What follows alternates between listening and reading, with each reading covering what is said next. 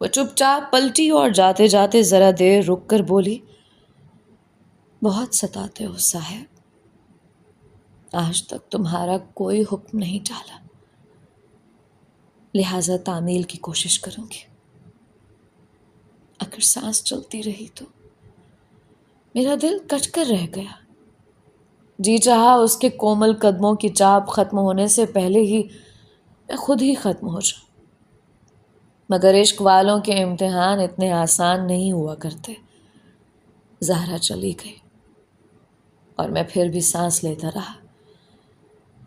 پھر وہی بات سامنے آئی کہ زندہ رہنے کا تعلق ہمیشہ سانس لینے سے متصل نہیں ہوتا۔ میں واپس بیرک پہنچا تو یوگی کو میرے چہرے پر چھائی موت نظر آ گئی۔ کیا ہوا تمہیں؟ لگتا ہے کوئی بہت بری خبر سن کر آئے ہو۔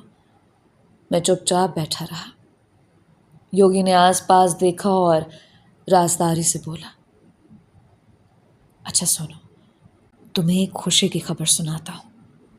تم جانتے ہو میں نے خود کو ڈسٹرکٹ جیل سے اس بڑی جیل تک پہنچانے کے لیے کتنی رشوتیں دی ہیں اور اتنی تگ و دو کیوں کی ہے؟ میں نے سوالیہ نظروں سے اس کی طرف دیکھا۔ یوگی نے سرگوشی کی، کیونکہ یہ جیل بہت جلد ٹوٹنے والی ہے۔ میں یہاں سے سزائے موت کا ایک قیدی بھگانے کے لیے آیا ہوں، اور تم جانتے ہو وہ قیدی کون ہے؟ میری نظر یوگی کے چہرے پر گڑ کر رہ گئی۔ ہم اتفاق رائے سے زندہ بچھڑ گئے، ایک دوسرے کو مر کے دکھانا نہیں پڑا۔ یوگی شعر پڑھ کر خود ہی زور سے کہکا مار کر ہنس پڑا اور پھر خود ہی اپنے ماتھے کو پیٹ کر بولا، ہائے محبت، واہ ایری محبت۔ میں نے بیزاری سے اس کی طرف دیکھا۔ یہ جیل توڑنے اور فرار کی بات کے درمیان محبت کہاں سے لے آئے ہو؟ پہلے وہ بات ختم کرو جو تم نے شروع کی تھی۔ یوگی پھر بھی مجھے دیکھ کر مسکراتا رہا۔ محبت کو میں بھلا کب اپنے بیچ لایا ہوں؟ محبت تو تمہارے ساتھ چلتی ہوئی اس بیرک میں آئی ہے۔ زخمی محبت، گھائل محبت۔ میں چپ ہو گیا۔ یوگی ٹھیک ہی کہہ رہا تھا، عشق چہروں سے جھلکتا ہے، چھپائے بھلا کب چھپتا ہے۔ میں نے موضوع بدلنے کی کوشش کی۔ تم کچھ کہہ رہے تھے؟ ہاں، لیکن تم نے یہ نہیں پوچھا کہ اپنی زندگی کا اتنا بڑا راز اس بھری جیل میں نے صرف تم ہی کو کیوں بتایا؟ میں نے یوگی کی آنکھوں میں جھانکا، کیونکہ اس ساری جیل میں صرف ایک میں ہی تمہیں تمہارے کام کا بندہ دکھائی دیتا ہوں۔ یوگی زور سے ہنس پڑا۔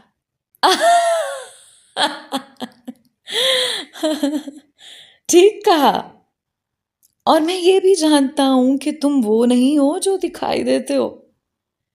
تمہاری یہ گہری خاموشی تمہارے اندر کی گہرائی کا پتہ دیتی ہے، اور مجھے تم جیسے کسی گہرے انسان کی ہی ضرورت تھی۔ لیکن تم تو کہتے تھے کہ یہ چھوٹی جیل باہر کی بڑی جیل سے کہیں زیادہ بہتر ہے، پھر تم اس جیل سے بھاگنا کیوں چاہتے ہو؟ یوگی نے میری بات سن کر زور سے سر ہلایا۔ اس کے بالوں کی لٹیں کھل کر اس کے چہرے پر پھیل گئی۔ نہیں، میں نہیں بھاگنا چاہتا۔ میں نے بہت پہلے حالات سے بھاگنا چھوڑ دیا تھا، مگر مجھے اپنے ایک دوست کے لیے یہاں آنا پڑا۔ اسے موت کی سزا سنائی گئی ہے، اور وہ اسی جیل کے دوسرے حصے کی کال کوٹریوں میں بند ہے۔ میں اسی کی مدد کے لیے یہاں آیا ہوں۔ میں نہ چاہتے ہوئے بھی یوگی پر طنز کر بیٹھا۔ تم شاید بھول رہے ہو کہ یہ اس ملک کی سب سے مضبوط جیل ہے، جسے کبھی اس کے محل وقوع اور جغرافیے کی سختی کی وجہ سے کالا پانی کہا جاتا تھا۔ یہ کوئی معمولی تنکوں سے بنا گھروندہ نہیں جسے توڑ کر تم اپنے دوست کو یہاں سے بھگا لے جاؤ گے۔ یوگی اطمینان سے سنتا رہا۔ تم ٹھیک کہہ رہے ہو، یہ انگریز کی بنائی سب سے پرانی جیل ہے اس ملک میں۔ یہاں پر فرنگی دور کے باغی سرداروں کو قید رکھا جاتا تھا۔ شہر سے بہت دور مضافات میں بنی یہ جیل اندرونی حفاظتی حصاروں کے علاوہ بیرونی طور پر بھی چاروں طرف سے قدرتی پہروں میں گھری ہوئی ہے۔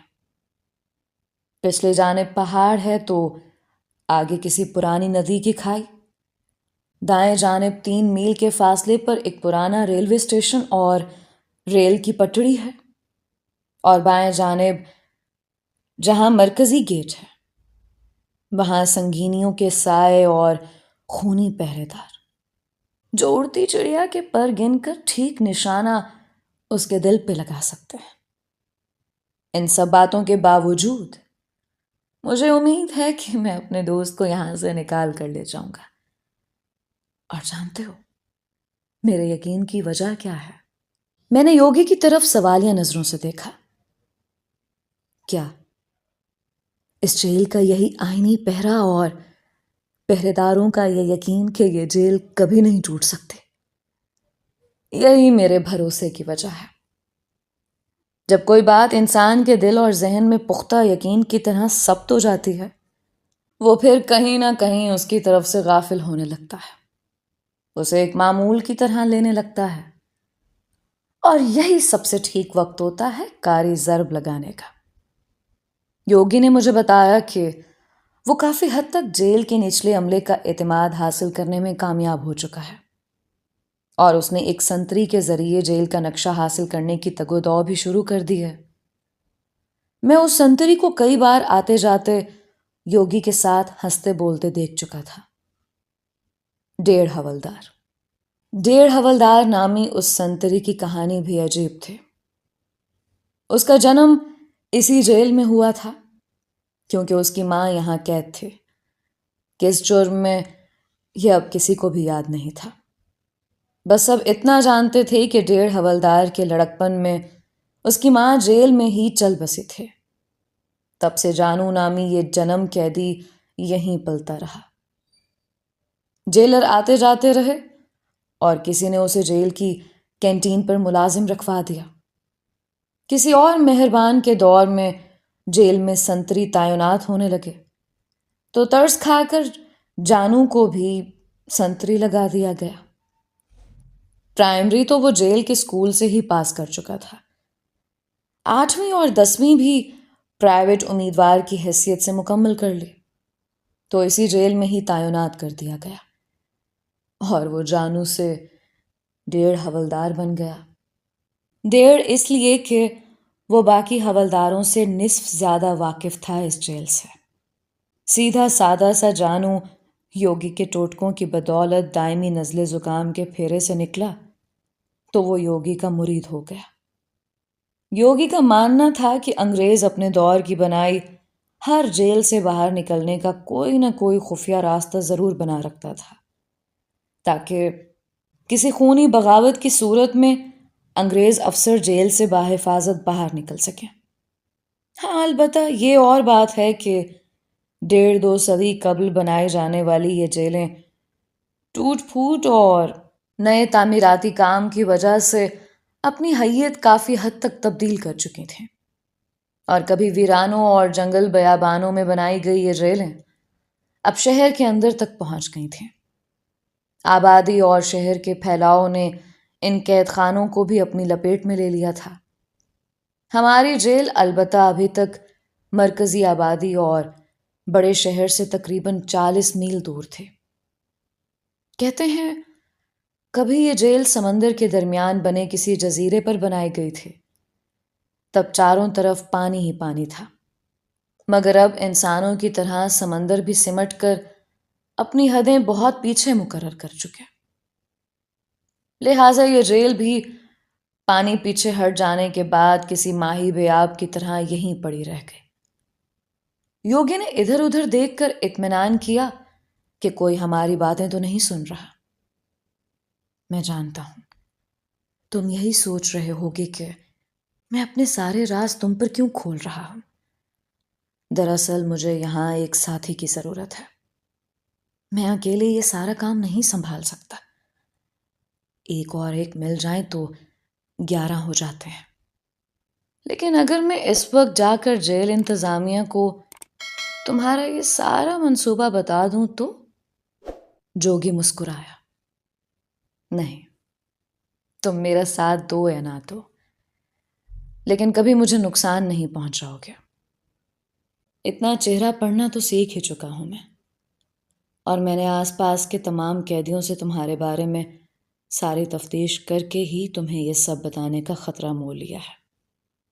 پچھلے 7 سال سے تم اس جیل میں ہو، اور اس تمام عرصے میں کبھی بھی تم نے کسی کو نقصان پہنچانا تو دور، کسی کی پیٹھ پیچھے اس کی برائی بھی نہیں کی۔ خاموش رہتے ہو، اپنے آپ میں گم، خود سے باتیں کرتے رہتے ہو۔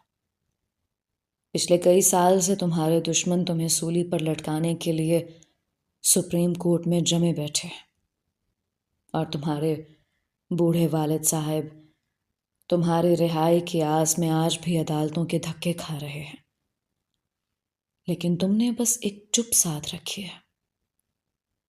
میں نے یوگی کی چمکتی آنکھوں میں جھانکا۔ ذہین انسان کی پہلی پہچان اس کی آنکھیں ہوتی ہیں۔ اندر روشنی کے کتنے آلاؤ جل رہے ہیں، ان 2 کھڑکیوں سے پھوٹتی کرنیں سب بتا دیتی ہیں۔ اگر میرے بارے میں تم نے اتنی مکمل تحقیق کر ہی لی ہے تو پھر تم یہ بھی جانتے ہوگے کہ مجھے جیل توڑ کر بھاگنے کا کوئی شوق نہیں ہے، ورنہ 7 سال پہلے ہی یہ کوشش کر چکا ہوتا۔ جیل سے بھاگنے والے قیدی کے لیے باہر کی ساری دنیا جیل بن جاتی ہے۔ ہر آنکھ پہرے دار اور ہر اجنبی تھانے دار۔ تمام عمر لوگوں سے چھپتے رہنے کے عذاب سے بہتر ہے کہ باقی بھی یہیں گزار دی جائے۔ آدھی کٹ گئی ہے، باقی آدھی بھی کٹ جائے گی۔ میری مانو تو تم بھی یہ احمقانہ خیال اپنے دل سے نکال دو۔ تمہارے دوست کے مقدر میں جو لکھا ہے وہ ہو کر رہے گا۔ میرے ایک عزیز بزرگ ہمیشہ کہا کرتے تھے، جب جب جو ہونا ہے تب تب سو ہوتا ہے۔ یوگی نے گہری سانس لی۔ میں تمہیں یہاں سے بھاگنے کا مشورہ نہیں دے رہا ہوں، بلکہ میں خود بھی جیل سے بھاگ کر کہیں جانے والا نہیں ہوں۔ میں نے حیرت سے اس کی طرف دیکھا۔ تو پھر؟ یوگی نے سرگوشی کی۔ اس منصوبے کا سب سے کامیاب پہلو ہی یہی ہے، کوئی ہم دونوں پر کبھی شک نہیں کر سکتا۔ میری قید کا یہ آخری سال ہے۔ عید شب برات کی معافیاں ملتی رہیں تو 4 سے 5 ماہ میں آزاد ہو جاؤں گا۔ تم نے بھی جیل کے اندر بڑی شریفانہ قید کاٹی ہے، کسی پھڈے یا جھگڑے میں کبھی نام نہیں آیا تمہارا اتنے سالوں میں۔ اس لیے کوئی یہ سوچ بھی نہیں سکتا کہ ہم دونوں یہاں بیٹھے یہ منصوبہ بنا رہے ہوں گے۔ مجھے کوئی جلدی نہیں ہے، تم اچھی طرح سوچ لو، اگر دل مانے تو مجھے مثبت جواب ہی دینا۔ یوگی مجھے سوچ میں ڈوبا چھوڑ وہاں سے اٹھ کر چلا گیا۔ باہر رات ڈھل رہی تھی، شاید چاندنی بھی چٹکی ہوئی تھی۔ جیل کی بیرک کی دیوار میں اونچائی پر بنے چھوٹے چھوٹے 2-3 روشن دانوں کی فولادی جالی سے ہمارے حصے کی تھوڑی سی چاندنی آ رہی تھی۔ یہ کیسے ناانصافی تھی؟ قیدی کو تو بس قید کی سزا ملنی چاہیے۔ اس کے حصے کی چاندنی، دھوپ، بارش، خزاں اور جاڑے کی سرد ہوا کاٹنے کی اجازت کس نے دی ہے ان صیادوں کو؟ رات ڈھلتی رہی اور میرا دل پگھلتا رہا۔ شاید وہ بھی کہیں بیٹھی اس وقت یہی چاند دیکھ رہی ہوگی۔ کون جانے یہی چاند مشترکہ گواہ ہو۔ یہ نادان پہرے بھلا میرے دل کا کیا بگاڑ سکتے تھے؟ میرا عشق تو صدیوں پر محیط تھا۔ مجھے ایک پرانی سنی ہوئی نظم بے تحاشا یاد آنے لگی۔ 100 برسوں تک میں تمہیں بس یوں ہی دیکھا کروں، 100 برسوں کے بعد میں 100 برسوں حیران رہوں۔ پھر 100 برسوں تک دنیا کی ہر بولی میں یہ کہوں، صدیاں بیت گئی ہیں، میں تم سے محبت کرتا ہوں۔ 100 برسوں تک بن کے میں ایک جوگی پھرتا رہوں، 100 برسوں ایک نام کی مالا میں جپتا رہوں، پھر 100 برسوں تک دنیا کی ہر تختی پر یہ لکھوں، صدیاں بیت گئی ہیں، میں تم سے محبت کرتا ہوں۔ میں ساری رات دیوار سے ٹیک لگائے بیٹھا، اسی کو سوچتا رہا۔ میرے سامنے ہی رات نے صبح کے سامنے اپنے ہتھیار ڈالے اور دن کی فوج کے سپہ سالار سورج نے اپنی کمان سے کرنوں کے تیر نکال کر زمین پر چلانا شروع کر دیا۔ پھر تپتی شعاؤں کے جھانسے برسنے لگے۔ کچھ ہی دیر میں سورج پوری زمین کو فتح کر چکا تھا اور دھوپ نے صبح کے سارے سائے اپنی بندی بنا کر اجالے میں قید کر لیے، ہماری طرح جیسے ہم سب اس جیل کے قیدی تھے۔ روشنی ہوئی تو جیلر کا پیغام آیا کہ آج دوپہر کی نماز کے بعد کوئی تبلیغی جماعت درس دینے آئے گی۔ سب قیدی اپنی بیرکوں کے اندر موجود رہے۔ سپہر جیل کے عملے کے ساتھ تبلیغی جماعت والے بھی آ گئے۔ 5 کی ٹولی تھی، سفید شلوار کرتوں میں ملبوس، سر پر ٹوپی یا عمامہ، اجلے مسکراتے چہرے۔ شاید انہیں یہ راز معلوم تھا کہ آدھی تبلیغ تو ان کی یہ مسکراہٹ ہی کر دیتی ہے۔ ہم سب قیدی چپ چاپ ان کا درس سنتے رہے۔ جماعت کے امیر کا نام صوفی رحمت اللہ تھا۔ وہ زندگی کا کلیہ سمجھا رہے تھے۔ دیکھیں جناب، یوں سمجھیں کہ زندگی ہمیں چند سکوں کی شکل میں ملتی ہے۔ 5 سال کا ایک سکہ، مطلب ایک سکہ 5 سال چلتا ہے۔ 5 سال میں بچے کو اسکول میں داخل کرایا جاتا ہے، پھر 5 سالوں میں وہ پرائمری پاس کر کے ہائی اسکول میں آتا ہے، پھر 5 سال بعد میٹرک، پھر 5 سال میں گریجویشن، اور اگلے 5 سال میں نوکری، شادی، گھر بار، اور پھر اس کی ہونے والی اولاد کے لیے 5 سال کا دائرہ شروع ہو جاتا ہے۔ 5 کے سکے کا 8واں گرتا ہے تو بندہ 40 کا ہو چکا ہوتا ہے۔ اب اس کے پاس بامشکل 4 یا 5 سکے ہی بچتے ہیں، اور انسان ان آخری سکوں کو بہت احتیاط کے ساتھ استعمال کرنا چاہتا ہے، کیونکہ زندگی کی اوسط یہاں 60 یا 35 سال ہی تو ہے۔ وہ یہ سکے عبادت، حج، نماز، روزے میں بھی لگا سکتا ہے، اور کچھ ناداں یہ آخری سکے بھی فضولیات میں گنوا دیتے ہیں۔ کچھ ایسے ہوتے ہیں جو 12 سکے ضائع کرنے کے بعد 60 کی عمر میں ہوش میں آتے ہیں، مگر تب ان کے جیون کے کشکول میں صرف ایک آدھ آخری سکہ ہی پڑا ملتا ہے۔ تب ان کے ہاتھوں میں تسبیح اور زباں پر ورد ہوتا ہے، پر آخری سکے کی عبادت کا وہ مول نہیں ہوتا اوپر کے دربار میں، جو 5ویں، 6 یا 7ویں سکے کی ریاضت کا بدل ہو سکتا ہے۔ تو بھائیو، میری آپ سب سے یہی درخواست ہے کہ جتنے سکے ضائع ہو چکے وہ گئے، پر اب جو بچے ہیں ان سے صحیح سودا اور سامان خریدنا۔ ایک بوڑھا آدمی اپنے جذبات پر قابو نہیں رکھ سکا اور بول پڑا، مگر مولانا صاحب، ہم تو پہلے ہی جیل میں بند ہیں، اب ہمارے لیے کیا حکم ہے؟ ہمارے تو سارے سکے یہیں خرچ ہو گئے۔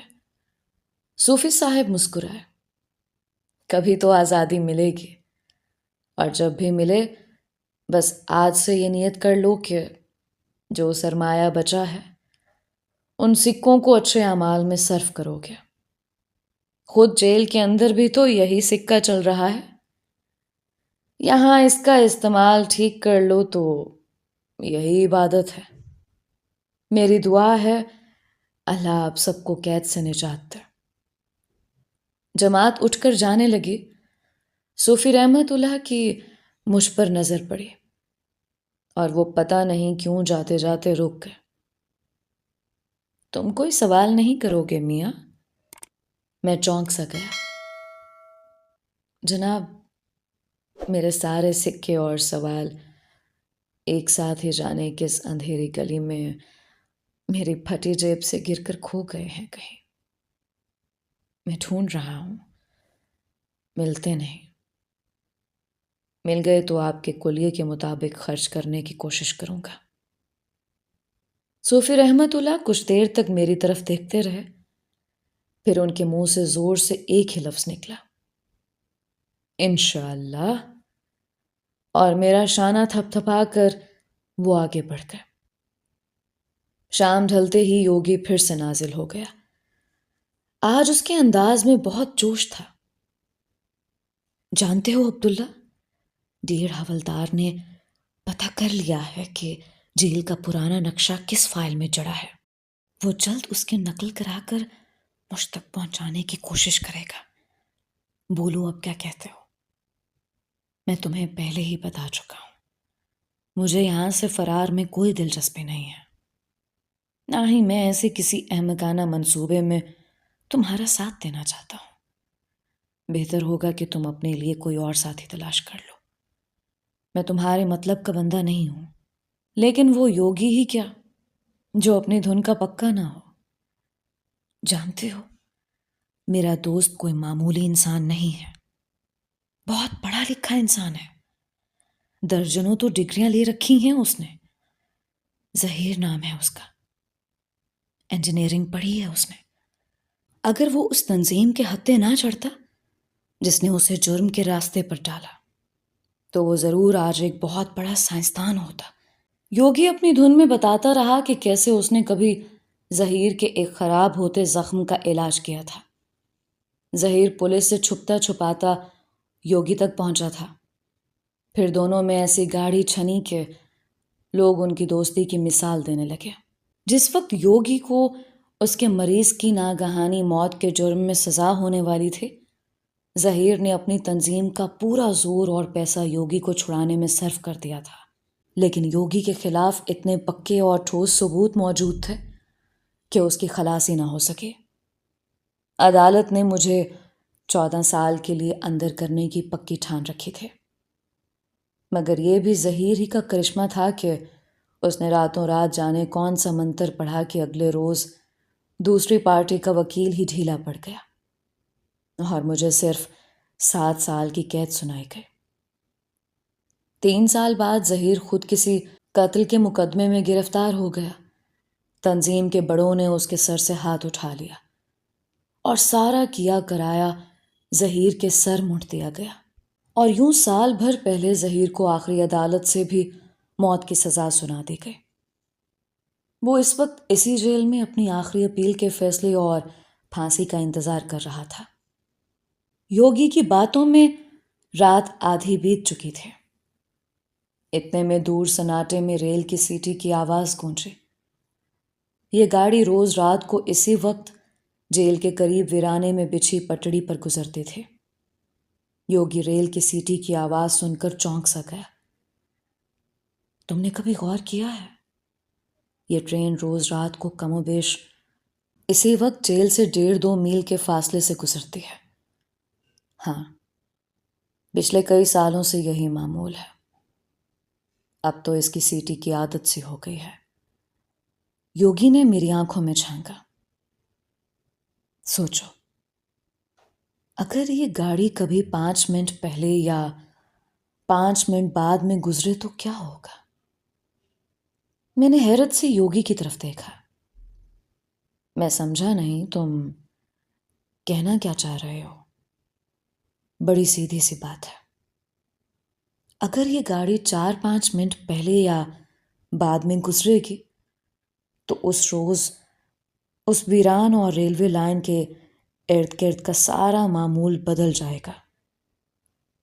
ہو سکتا ہے کوئی گاڑی کے پرانے معمول کے حساب سے پٹڑی کراس کر رہا ہو تو اس کا حادثہ ہو جائے، کوئی جانور گاڑی تلے آ جائے، کوئی کار، بس، ٹرک بنا پھاٹک کے پٹڑی پار کرنے لگے اور اچانک ٹرین اپنے وقت سے ہٹ کر چنگھاڑتی ہوئی نمودار ہو۔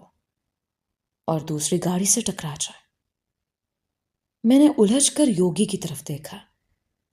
ظاہر ہے جو چیز معمول سے ہٹ کر ہو وہ کسی نہ کسی حادثے کا باعث ہی بنے گی۔ یوگی نے ہاتھ پر ہاتھ مارا۔ یہی بات ظہیر کہتا ہے کہ یہ سب میٹا فزکس ہے۔ وہ کیا کہتے ہیں اسے؟ مابعدت طبیعت۔ یہ سب ٹائمنگز کا چکر ہے بابو۔ سوچو جس رات وہ لڑکا تمہارے پاس یا اس کے دوست کے ہاتھوں اتفاق یا گولی چلنے سے مرا تھا، اگر وہ یا تم لوگ 4-5 منٹ آگے پیچھے ہوتے تو شاید تم لوگوں کا آمنا سامنا ہی نہ ہوتا۔ یا وہ مریض جو میرے صفوف کی پڑیا سے مارا گیا، اس روز وہ چند منٹ لیٹ میرے پاس پہنچتا تو میں مطب بند کر چکا ہوتا، کیونکہ اس شام وہ میرا آخری مریض تھا اور میں گھر جانے کے لیے کھڑا ہو چکا تھا۔ ظہیر نے بڑی تحقیق کر رکھی ہے اس ٹائمنگ کے معاملے پر۔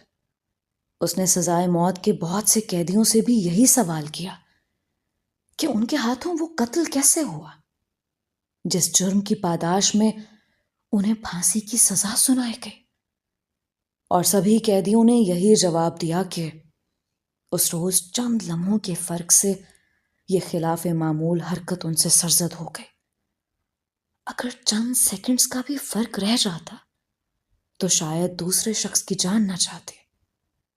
مطلب اس حادثے والے روز وقت کا معمول ان کے خلاف رہا ہوگا، ورنہ آج میں اور تم بھی اس جیل میں قید نہ ہوتے، آزاد ہوتے۔ میں نے یوگی کا فلسفہ اطمینان سے سنا۔ اس چیز کو ہم مذہب میں تقدیر کا نام دیتے ہیں، جسے تم میٹا فزکس کہہ رہے ہو۔ یوگی نے غور سے میری طرف دیکھا۔ تو پھر تقدیر کے کیے کی سزا ہم انسانوں کو کیوں ملتی ہے؟ قدرت تو کبھی ناانصاف نہیں ہوتے۔ تم میری بات سمجھنے کی کوشش نہیں کر رہے۔ اس سے پہلے کہ یوگی کچھ اور کہتا، باہر سے گزرتے ایک سنتری نے ہمیں باتیں کرتے دیکھ زور سے جھاڑ پلائے۔ یوگی مجبوراً اپنی جگہ جا کر لیٹ گیا۔ ویسے بھی رات تو تقریباً ڈھل ہی چکے تھے۔ اگلے روز سویرے ہی جیلر نے مجھے اپنے کمرے میں بلا لیا۔ ایسا تبھی ہوتا تھا جب پاپا مجھ سے ملنے آتے تھے، اور محکمہ داخلہ کے سیکریٹری جو پاپا کے گہرے دوست تھے، وہ جیلر سے ہماری ملاقات کی خصوصی سفارش کرتے تھے۔ میں کمرے میں داخل ہوا تو پاپا سر جھکائے بیٹھے تھے۔ ان کی آنکھیں بتا رہی تھیں کہ وہ رات بھر سوئے نہیں اور شاید روتے بھی رہے ہیں۔ میں نے انہیں گلے لگا لیا تو وہ سسک پڑے۔ کیا ہوا پاپا؟ میں نے ان کے لاغر وجود کو سنبھالنے کی کوشش کی۔ مجھے معاف کر دینا ساحر بیٹا، میں ہار گیا، تمہارے دشمن جیت گئے، میں تمہیں نہیں بچا سکا۔ سپریم کورٹ نے تمہاری عمر قید کو سزائے موت میں تبدیل کر دیا ہے۔ پاپا پھوٹ پھوٹ کر رو پڑے۔ مجھے سارا کمرہ گھومتا ہوا محسوس ہونے لگا۔ مجھے مجذوب کی 7 سال پہلے کہی بات یاد آ گئی۔ گویا موت کا وعدہ صرف سنی کے ساتھ ہی نہیں، خود میرے ساتھ بھی طے ہو چکا تھا۔